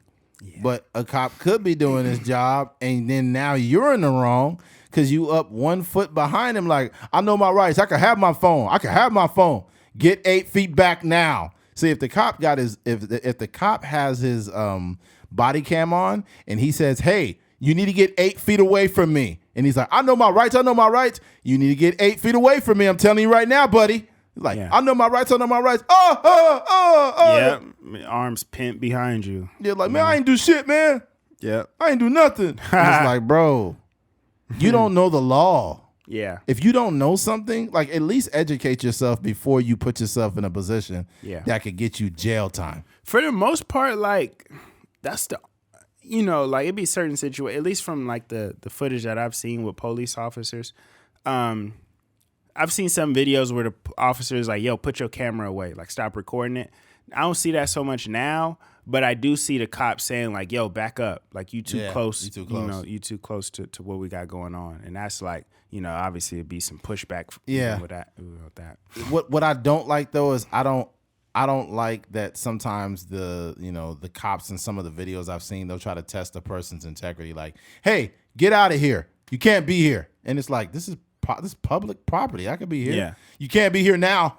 You can't be here now. Get out of here now. And it's like, no, that's not the law. You can't. Actually, I live like right here. Yeah, it's like, well, you can't. I'm going to get my actually, you can't go in your house. You have to stay here. Am I being detained, officer? No, you're not being detained, but you can't leave. Yeah, and it's like, bro, in order to, like, that's a problem. And I've seen this many times in videos. One time there was this dude that literally it was a black dude, but it was he was in a town of it was a police department, a small, like one of those small country police departments that had a lot of scandals, a lot of racial related scandals. Mm-hmm. And a black dude was like at a 7-Eleven parking lot, and they was like, hey, you can provide us some ID. And he was like, provide you ID for what? Mm-hmm. And then he basically told him, like, I'm a peace officer. Mm-hmm. And he's like, oh, you sure about that? Let's see some ID, buddy. And he's like, are you sure you're a peace officer? Yeah, he said, and then he told him, I just came out of X and Y class. I said, oh, you just came out of what class? Well, who was your instructor?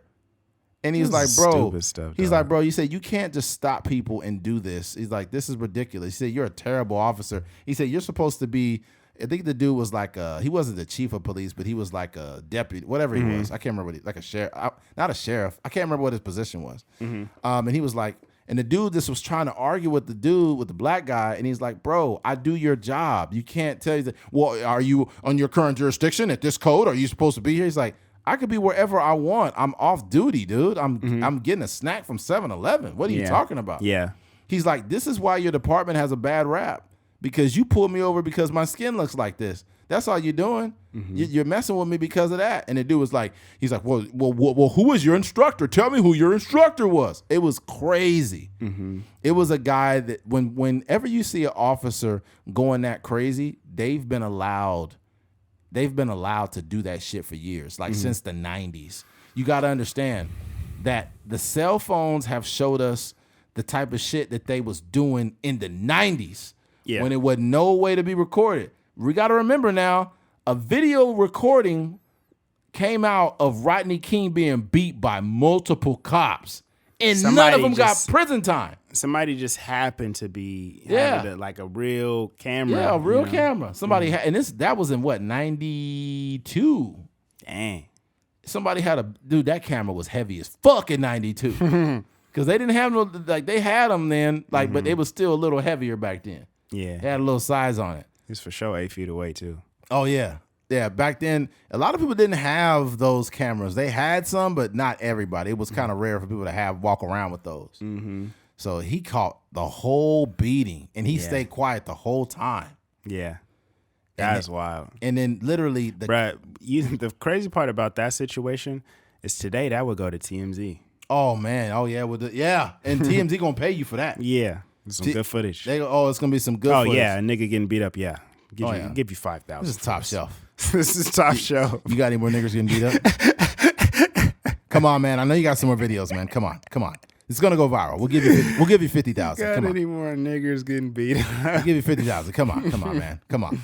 Did they sprinkle some crack on him? No, but the crazy thing, man, is Rodney King got beat up. I forgot how many cops it was, dude. It was like 8 or some shit. It was a gang of cops. Just like, it was sick. Yeah. Like, they hit him and then he fell down and he tried to get up and they hit him with another baton. They were fucking him up. And then when they put him on the stand, they said, at this moment where Rodney King was being hit on the ground, was he a threat to you? And the officer said, no. The next officer said, no, he was not a threat. The other officer said, no, he was not a threat. And then they all got acquitted.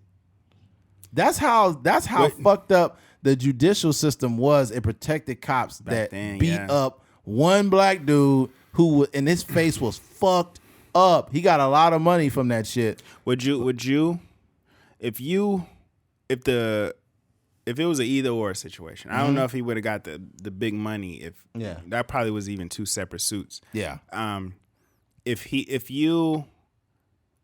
Would you rather have the police go to prison or get X amount of millions of dollars? Ooh, if I had to make a choice? Mm-hmm. Whoo, boy, you put me on a stand. I guess them cops gonna have to go back to work.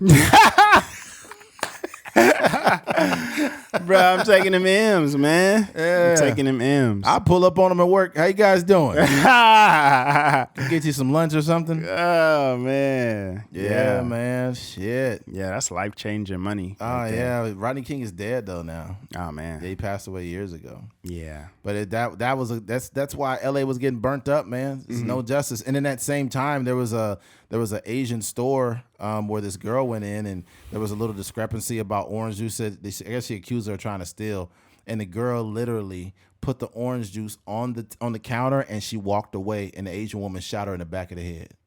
And the video's still out there. Mm-hmm. And it was an uproar, and they couldn't believe it. And then the judge decided that the Asian woman was not she was not a threat to society, so she released her.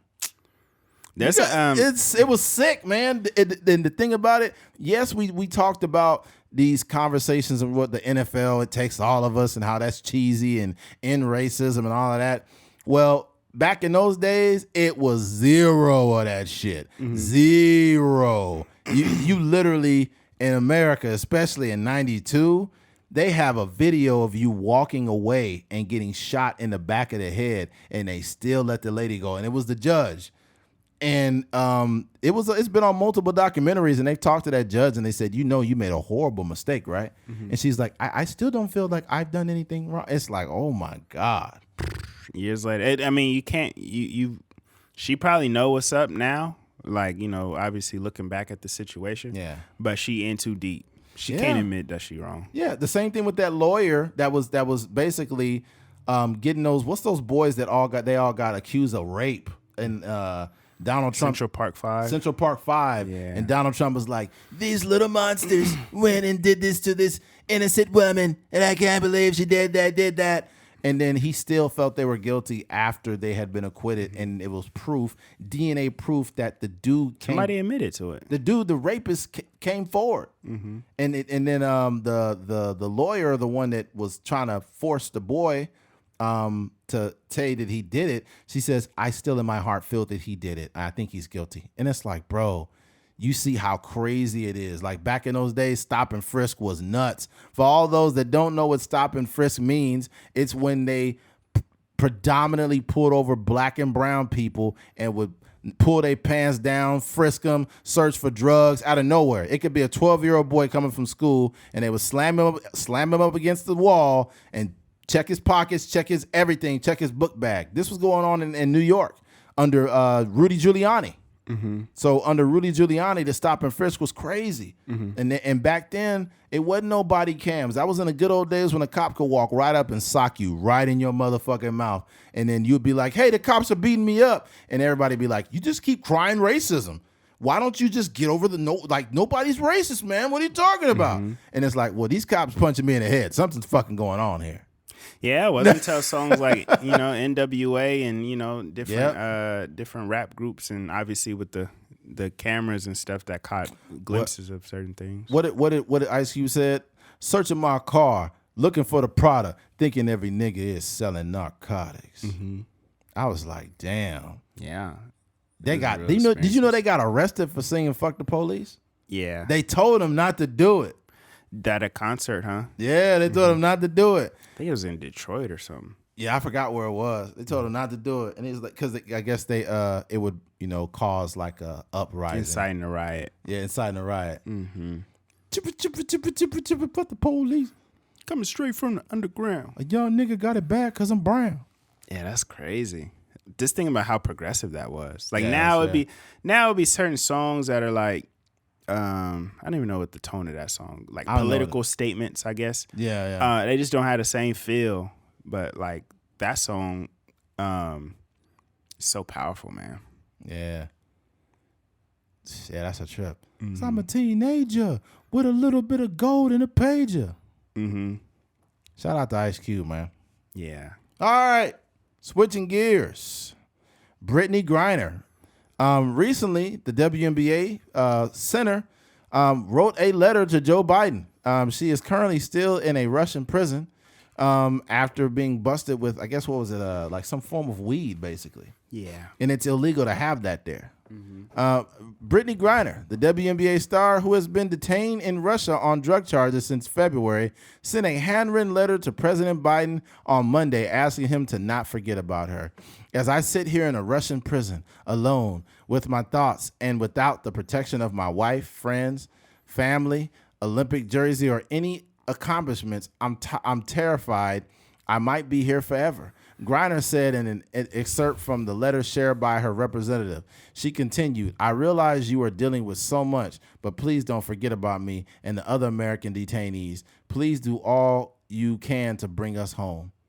Okay, well, here's the thing. Oh, hold on. What is in quote? President Biden has been clear about the need to see all U.S. nationals who are held hostage or wrongfully detained abroad released, including Brittany Griner. The U.S. government continues to work aggressively using every available means to bring her home, Watson said. She added that the president's team is in regular contact with Brittany's family. However, speaking to CBS Mornings on Tuesday, Griner's wife, Sherelle Griner, said the family had still not received a reply from the president, calling it very disheartening. She said the White House was not doing enough to secure Brittany's release and added that she would no longer need the government's request to let U.S. officials handle this behind the scenes. Here's my issue. My issue is this, and this is unfortunate. There are a lot of people they're saying, like, if it was LeBron James, they would have let him out already. And this is ridiculous. The way that men, blah, blah, blah, and blah, blah, blah, blah. Let's start from the very beginning. She broke a law in Russia. You cannot bring weed out there. You got to know you can't do that. She literally broke a law, unfortunately. She broke it. Mm-hmm. She is paying the price for what she did. Mm-hmm. Do I think it's right? No, but it doesn't matter what I think when you break the law and that happens.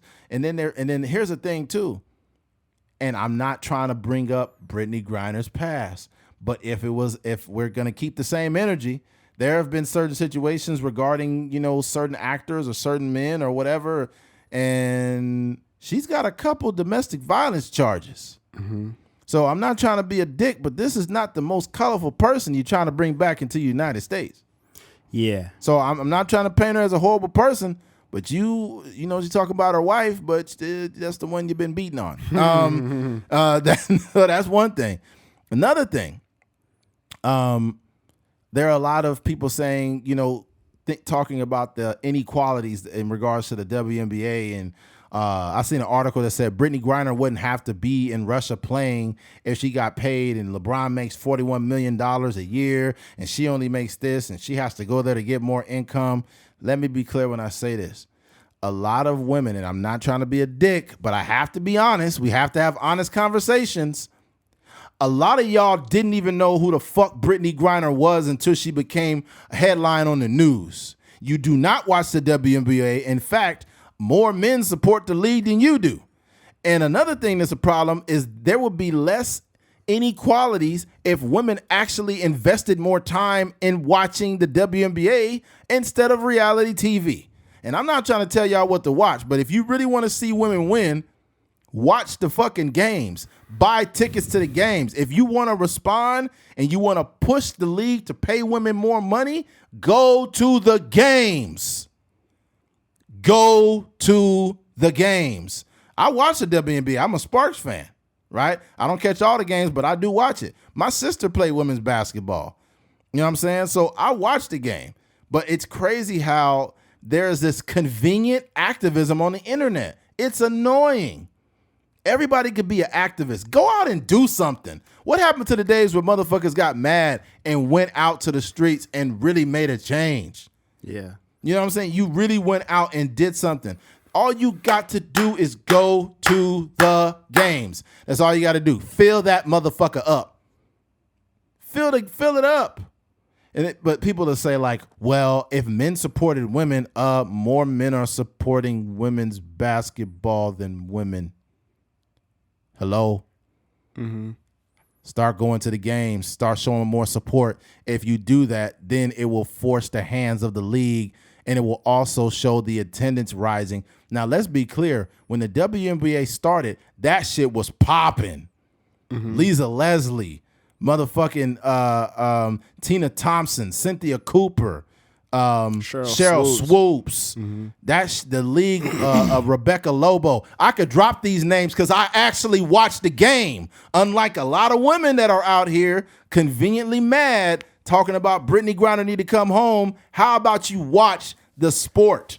If you watch the sport, it will put more eyes on it, which in turn would have a rippling effect and cause women to get paid more money. These women should get paid more money. I feel like the lowest salary in the WNBA should be $1 million.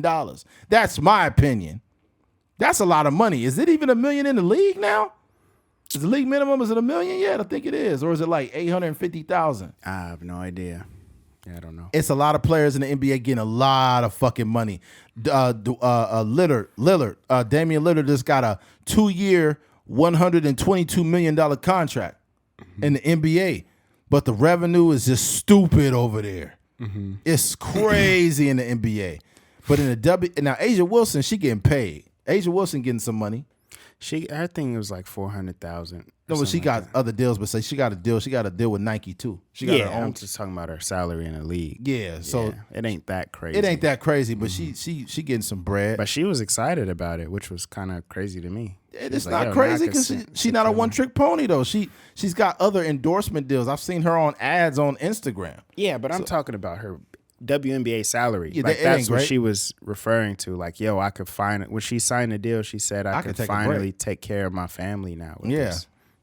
Yeah, that's inexcusable though. I don't have to play overseas, you know. Yeah, it's certain players that don't have to play because they're at the top of the league, but they ain't like the Tarasis and the Candace Parkers of the world. You know what I'm saying? Those type of people. And then Candace got a job with, you know. Yeah, she's a commentator as well. She's and thing about Candace, she's a consummate pro.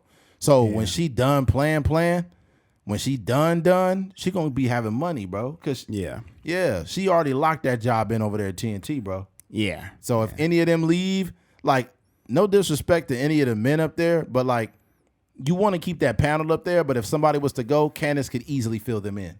Yeah. Easily. They not going nowhere. They just adding her. Yeah. And Draymond Green. Oh, God. Like, Draymond ain't bad. Dwayne Wade as well. That they got a good little nucleus up there for sure. And I've also mentioned on this podcast numerous times how there should have been a head coach in the NBA that was a woman. The assistant head coach of the Spurs, I don't know why I keep remembering her fucking name, but she went back to the WNBA to be a head coach, which I wish she would have stayed with the Spurs, but fucking Greg Popovich won't fucking retire. Yeah. If Popovich would have retired, she could have easily had that head coaching job. Yeah. Yeah. Yeah, man. I mean, I just think, like, at the end of the day, like, all the WNBA stuff it's a conversation piece, but at the end of the day, it really boils down to Brittany Griner broke the law. And she's over there, and she may be over there. It may be some type of ploy where Russia is trying to keep her for information or whatever. I don't know that to be true, or I don't know it not to be true. But at the end of the day, it just really boils down to her breaking the law. And I don't know, how long has she been locked up? Since months? February. Since February. Oh, and heads up, it's Becky Hammon, the assistant coach with the Spurs for 8 years. She was lined up to get that fucking job. She was ahead of Tim Duncan. Yeah, but Greg ain't going nowhere. Yeah, you know. But I think that she just broke the law, and she's, you know, suffering the consequences. The consequences may be OD. Right. Ridiculous. 10 years. But at the end of the day, you know, she broke the law. And I also don't know, like, I don't know. This is Russia we're talking about. Right. You know, this is an entirely different country, and a country that we're not the best friends with. No. So I don't know what if it was Steph Curry, I don't even know what that would look like. That's you true. know what I mean? We have your Steph Curry. You want to get him out? You have to pay us $8 billion. Yeah, so I don't know, with that that's the thing about this situation. It's all hypothetical. True. Like people are arguing over stuff that's literally wouldn't even happen. That's like true. LeBron James, he don't got no reason to be in Russia. Steph Curry don't got, unless I would like Japan maybe and China and all these different countries that are like huge, basketball fans and stuff like that. They may be in those spaces. But also, like, you got to think about, like, even comparing this situation to a LeBron or Steph or any of these other guys.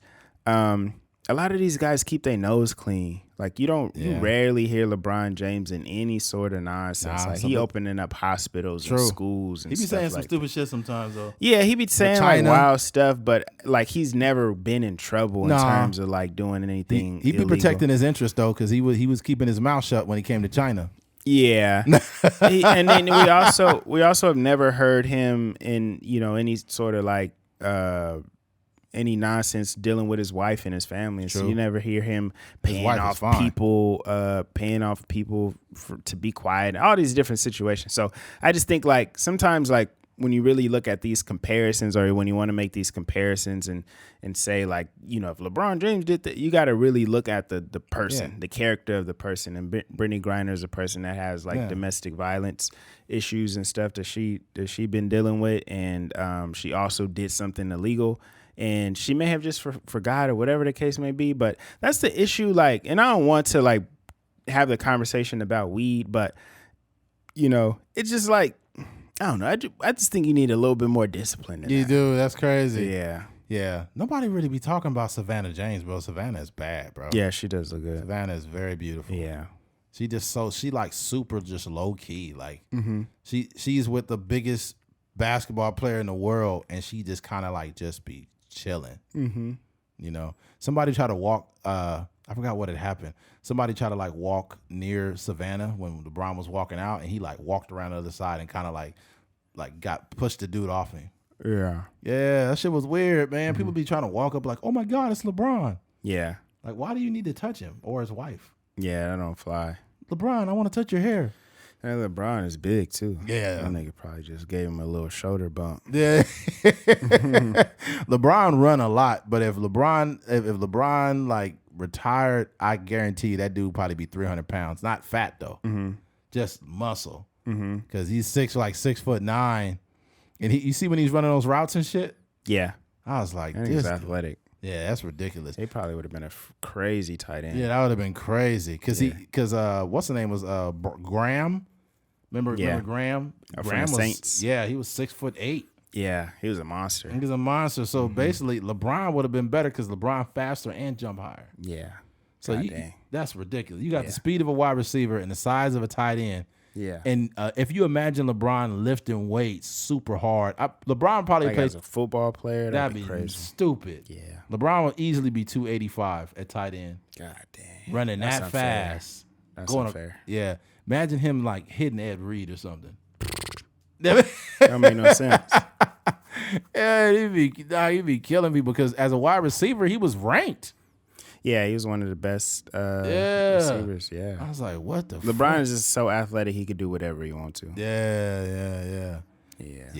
But there's that, man. I hope the best for Brittany Griner, but like it's a whole conversation people ain't having, man. It's some character issues there for one. She's not the most decorated American citizen, and I'm not trying to, shit on her in order to make myself a point, but it's just the truth. Don't listen to me. Just go to Google and look up them cases. Yeah. For one thing, and two, you broke a law. It's not like they apprehended you illegally and you did nothing. You were innocent. If you were innocent, I'll fight for you tooth and nail. But I can't sit here fighting for you and avoiding what you did, bro. Like that's counterproductive to the conversation. You know who I haven't heard from? Is Maya Moore. What do you mean? She was fighting for that dude to get out of prison. Oh yeah, she ended up marrying him though. Yeah, she was getting smacked down by him. Ain't said a word since. Yeah, she was getting him out of prison, but she was getting some dick in return. Them conjugal visits, crazy. Yeah, there must have been some crazy conjugal visits. He probably was like, "You get me out of prison, I keep getting them guts." That's That's crazy. That's crazy. She done retired from basketball. Yeah, To be a wife. That's crazy. Yeah, that's crazy. But shout out to her though, man. Yeah, she did everything though. She did everything, man. Yeah, dude. You want to wrap it up? Or you want to talk about that last one, the Newsom one? We can wrap it up, man. We'll wrap it up. It's getting late. Well, folks, I hope you had a good time with me and Keith today, because me and Keith sure had a good time with you. Amen. Don't you? What was it? Mr. Rogers. It's a beautiful day in the neighborhood. A beautiful day for a neighbor. Won't you be mine? I was always confused as to like why he changed his shoes. I have no idea. He definitely was a pedophile. I gotta watch that movie. Like they had the documentary come out. Supposedly he was just like the nicest guy in the world. Yeah, I gotta check that out. He used to change his shoes like 2-3 times a day. He used to change his sweaters and shit. I don't know what that was about. He came in the house and changed clothes. But you know what'd be crazy? Like, have you ever been to somebody's house? Excuse me. And they had like strange like tradition. I'm gonna call it traditions, but just strange things that they would do in your house, and not necessarily strange, but completely different than how you moved. Yeah, they'd be like, take your shoes off and put them on the hooks right there. You'd be like, what? Yeah, or just like, hey, we have a coat rack right here if you want to, put your sweater up there. You'd be like, a coat rack? I put mine in the closet when I take it off. I just throw mine on the ground. That's crazy. Yeah, but you just, so that may be a thing, like in certain things, you just walk in the house and change your shoes up or something. I don't know. Yeah, that is true. People just have things, they just do things different. Mm-hmm. Like I remember, you ever been to somebody's house and they got one of those clamps that they put on the chips? Like they fold it over and then they put a clamp on it. Yeah. Nigga, I just roll it up. You just roll it up. I just roll them up and stick them in a corner so to stay closed. Just make sure it's pressed up against something. Yeah. Huh? Yeah. Or people that would like pour cereal into the little. Why are you pouring cereal into its own container? Yeah. But you know what? I can't be mad at those people because if like at the same time, I get it. Like I guess it's like some organization. Yeah, it looks better. It looks a little bit better. Yeah, and it's more space and stuff. But yeah, you got people that got sugar bowls in their house and shit. Mm-hmm. Yeah, it's weird. Yeah, there's that. Well, if you made it to the end of this episode, man, we appreciate you. Thank you for listening to a Trucker's Mind podcast. I'm Eddie McGee. It's your boy K Things. We're out of here. Peace.